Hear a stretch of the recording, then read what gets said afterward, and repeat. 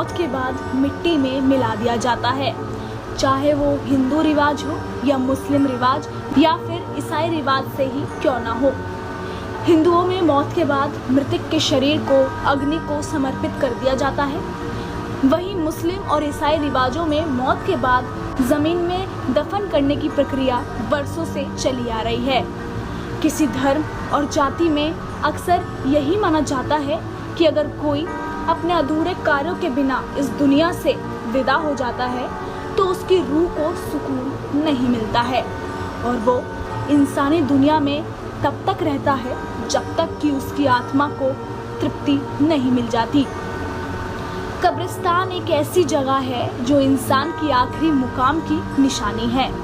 जिस तरह हम कॉलोनियाँ बसाकर जंगल जैसी ज़मीन पर रहने लग जाते हैं, उसी प्रकार जब कब्रिस्तान में भी मरने वालों की संख्या बढ़ जाती है तो उन स्थानों पर केवल आत्माओं का ही प्रभुत्व रहता है।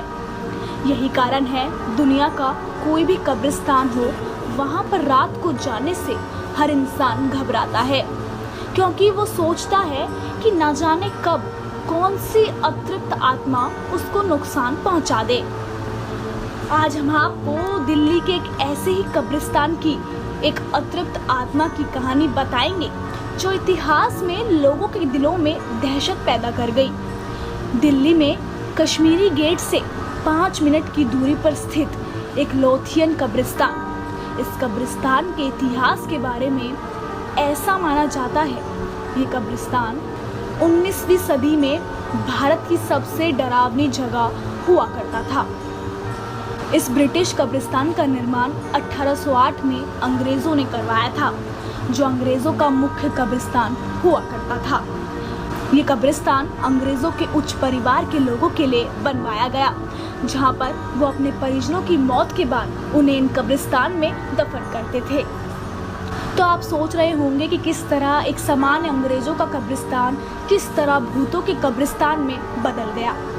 आइए इसके पीछे की कहानी आपको बताते हैं। 1857 की क्रांति में अंग्रेजों की करारी हार हुई थी, जिसके कारण ईस्ट इंडिया कंपनी को भारत छोड़कर जाने पर मजबूर होना पड़ा। उस क्रांति में अंग्रेजों ने अपनी कई सैनिक और अफसरों को खोया था। इस कब्रिस्तान में भारी संख्या में मरे हुए अंग्रेज सैनिकों को दफनाया गया, जो उस क्रांति में मारे गए थे।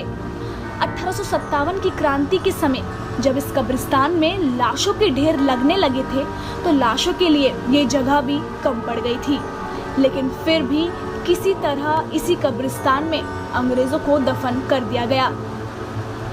इसी कब्रिस्तान में दफनाए हुए एक अंग्रेज अफसर की कहानी बहुत प्रचलित है, जिसके बारे में ऐसा माना जाता है कि उसकी आत्मा आज भी कब्रिस्तान में मौजूद है।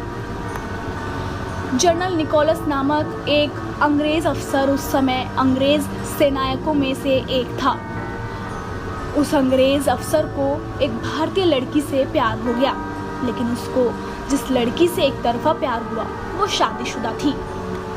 जब उस अंग्रेज अफसर ने उस लड़की से प्यार का इजहार किया तो उसने उस अंग्रेज अफसर के प्यार को ठुकरा दिया, क्योंकि वो पहले ही शादीशुदा थी और उसको उस अंग्रेज अफसर में कोई रुचि नहीं थी। वो अंग्रेज अफसर प्यार में पागल हो गया और उसने सुध बुध खोकर अपने आप को गोली मारकर आत्महत्या कर ली।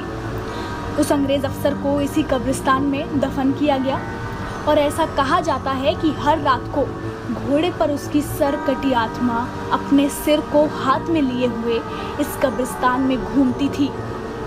तब से इस कब्रिस्तान में रात को कोई नहीं गुजरता था। 20वीं सदी में कई लोगों ने इस कब्रिस्तान में घोड़े पर बैठी आत्मा का अनुभव किया है, लेकिन 21वीं सदी में इन सारी बातों को दरकिनार कर दिया गया, जिसके कारण यहाँ पर अब गरीब लोग अपने घर बनाकर रहते हैं। वो अपने अनुभव में बताते हैं कि उन्होंने भी कई साल पहले ऐसी घटनाओं के बारे में सुना था, लेकिन अब ऐसी घटनाएं नहीं होती और बेखौफ वो इस कब्रिस्तान के इलाके में बनी झोपड़ियों में रहते हैं। इस घटना के अलावा कुछ लोगों ने एक भटकते बच्चे की आत्मा को भी देखा है, जो अपने खोए हुए माँ बाप की तलाश में रात में लोगों को रोककर उनसे उनके बारे में पूछता है। इस कब्रिस्तान के बारे में एक अन्य तथ्य ये भी है कि 18वीं सदी से पहले ये कब्रिस्तान मुस्लिम लोगों का हुआ करता था, लेकिन जब अंग्रेज़ यहाँ पर आए तो उन्हें ये कब्रिस्तान पसंद आ गया था। इसके लिए उन्होंने इस कब्रिस्तान में पहले से दफन कुछ लाशों को निकलवा कर पूरी तरह साफ करवाया और एक ईसाई कब्रिस्तान में तब्दील कर दिया। जिन लाशों को इस कब्रिस्तान से निकाला गया था, उनकी अतृप्त आत्माएं आज भी इस कब्रिस्तान में घूमती रहती हैं। जिस अंग्रेज अफसर ने इसको ईसाई कब्रिस्तान में बदला था, उसी के नाम पर इस कब्रिस्तान का नाम रखा गया। तो दोस्तों, इन सब घटनाओं के कारण ये कब्रिस्तान न केवल दिल्ली की प्रेत बाधित जगह बल्कि भारत के प्रेत बाधित स्थानों में गिना जाने लगा है।